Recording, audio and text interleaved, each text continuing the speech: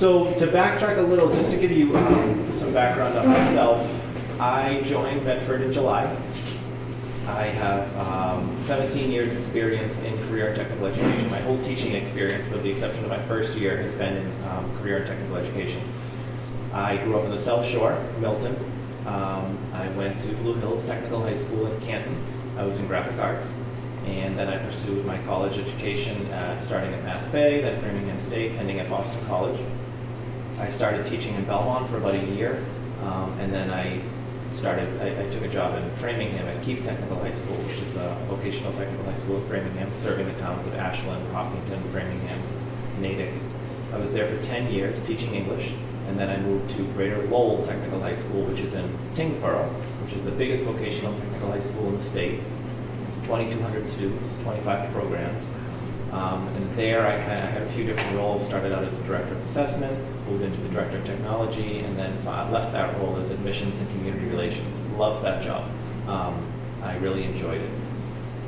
When I found out about Medford, it was really a tough decision because it's really hard to leave a job you love. I love the people, I love the kids, I love the community. But Medford had something that was unique.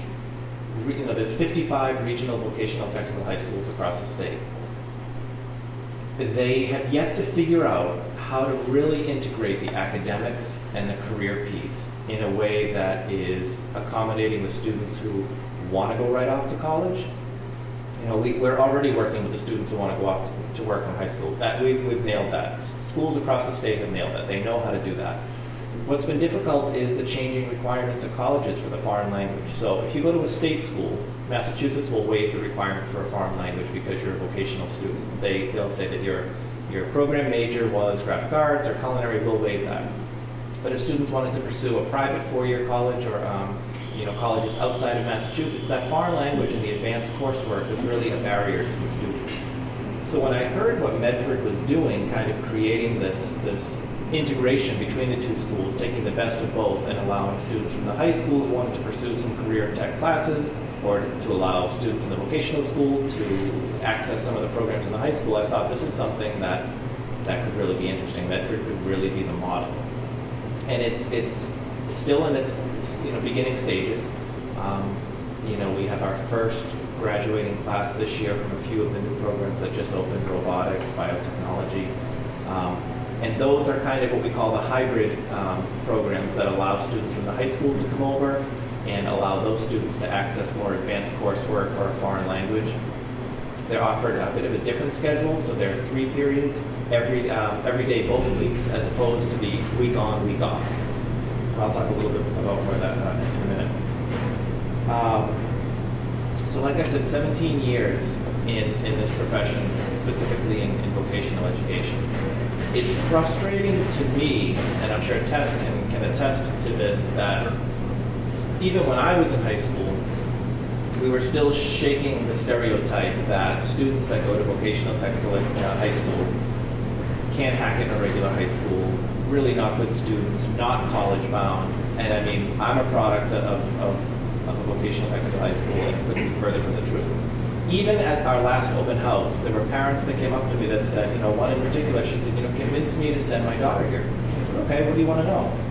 She said, well, I went to Medford High, however many years ago, and she said, and this was not a place that I would want my daughter. I said, okay, thanks for being honest. So let's talk about that. Again, that stereotype that we can't get away from even to this day, and yet you have Governor Baker, who is just a godsend to vocational education. He believes in what we're doing. Lieutenant Governor Polito, they were both here for a visit. They understand that these programs are really helping to close the skills gap in Massachusetts, that at the end of the day, we don't have enough plumbers, we don't have enough carpenters, we don't have enough automotive technicians. Within the next 10 years, there's going to be 65,000 openings for diesel technicians and auto mechanics across the country. This is because of retirees, and this is not your typical mom and pop garage anymore. Cars now are computers. They're not looking for people to be able to get under it and do the things that we're used to. They're looking for kids with higher level skills that can actually work on these computers that are now cars. So it's unfortunate that still in 2018, schools like this still get a bad rap sometimes, that people think you can't go to college and that we're not performing at high levels. I mean, statewide, vocational high schools have a higher graduation rate and a lower dropout rate. They're competing on MCAS, but there's really there's no reason not to support this type of education, but it's not for everybody. Vocational education is definitely unique. It's hands-on. If you're a student that benefits from having a week of academics and a week in shop or a half-day schedule, then this is something you want to explore. I tell parents all the time, what is your son or daughter's hobby? What do they like to do?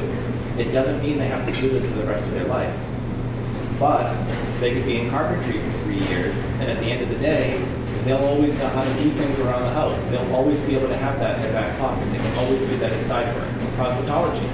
Students who pursue that are spending, really pennies compared to what it would take if you went to beauty school after high school. It's up to $20,000 now for a student if they want to go to a beauty school to become a licensed cosmetologist. Here, you're paying a couple $100s a kid. So I always tell parents, think about that. I can't tell you how many people have run into this and I wish I had allowed my daughter or son to access cosmetology in high school because I'm paying $20,000 to Blaine right now. Yeah, it's one of these things that people don't realize. So it is unique. So we have 18 programs here. Dr. Riccio, who was here before I came, was able to open up a new program, which was huge for this school. Because it's been around for a long time, but the programs were, there was a need to really infuse some energy into the school. So with the 18 programs, so the book you have in front of you, that's a work in progress. We wanted to put something together for tonight. We're going to be making a new view book that we give out to 7th and 8th grade parents. Nice. Oh, thank you. It's a nice piece. Yeah, it was kind of, we put it together quickly, but just to at least show you guys and spread out the community the programs we have. So there's 18 of them, and just to give you an idea, we have kept the traditional vocational scheduling where you have a week on, week off for shops like auto technology, carpentry, construction craft, cosmetology, culinary, electrical, the shops that you really need a full day, a full week to be in. You can't start a great job and then, go to an English class after. But we do have some programs on the half-day hybrid schedule, biotechnology, environmental science, design and visual, media technology. Those programs we feel are more on the academic track, the college track, that students in biotechnology, they might be going out to work after high school, but most likely they might be going into a 4-year institution for advanced science, marine biology, something to that effect. They're also new, so we're kind of evaluating how that half-day hybrid schedule works as opposed to the full week-on, week-off schedule. But we feel that at least it's allowing the students in the high school to also access the program. So you had asked about the freshmen. So the way it works now is all freshmen, when they come in, and they're doing this now, within the next couple of weeks, we'll have the course selection closed up.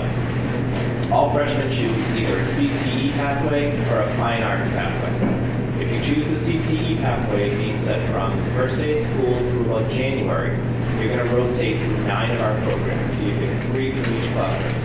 What's the CTE? Career and Technical Education. So you'll pick 9 to rotate through, and you'll spend about 6 to 7 days in each, and you'll rotate until January. At the end of January, you make your choice to which program you want to stay in for the rest of the year. And you stay in that for 1 period a day for the rest of the year. Now, our hope is that those students that want to stay in vocational high school will then stay on sophomore year. But they may choose to go back to the high school. That's perfectly fine. We have a lot of students right now that I'm going to be working with them and their parents to help make the decision. That's freshman year. Freshman year. That to me, I think, is like the most exciting opportunity, I think, for a young kid to see all those different classes and then decide. Right. As opposed to never having access to electrical, plumbing. Yeah. So to see those trades in freshman year, I think is great advice for any 8th grade parent to understand that their kid can get exposed to the trades. Right.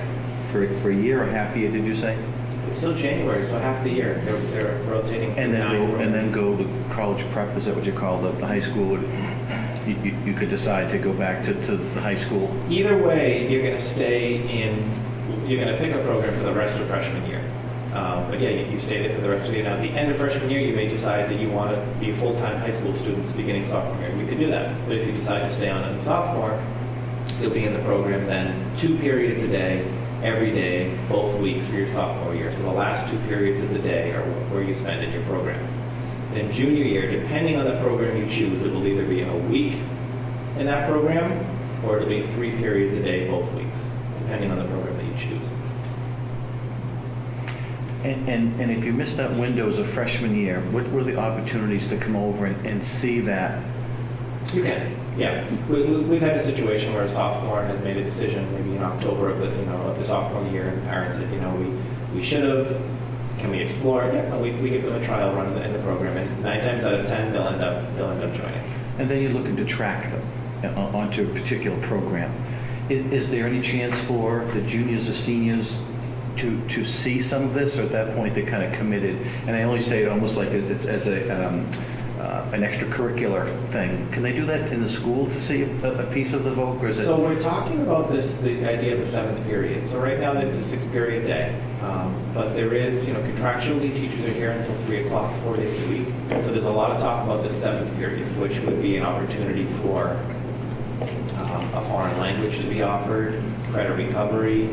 We would be willing to offer something over here for the high school. We don't have a ton of room in our schedule because our teachers are dealing with freshman rotation, sophomore, junior. Some of our shops are a 1-teacher shop, so we don't have any availability for electives within our school day. But that 2:20 to 3 o'clock time, or if we extended it till 3:15, it's a contractual thing, so they're going to work that out, I think, in the next round of negotiations.